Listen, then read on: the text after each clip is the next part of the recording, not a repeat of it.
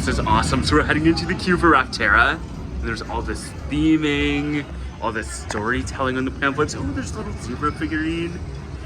Oh man, I love it when parks put in all this kind of detail here to like fully tell a story and really just set the mood for the ride.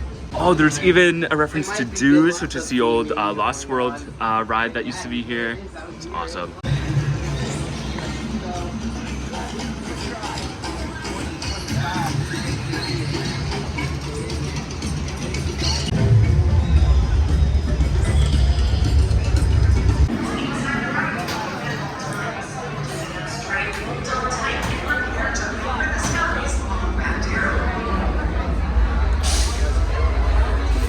Lift it upright, hold on tight, and enjoy that flight on Rapterra.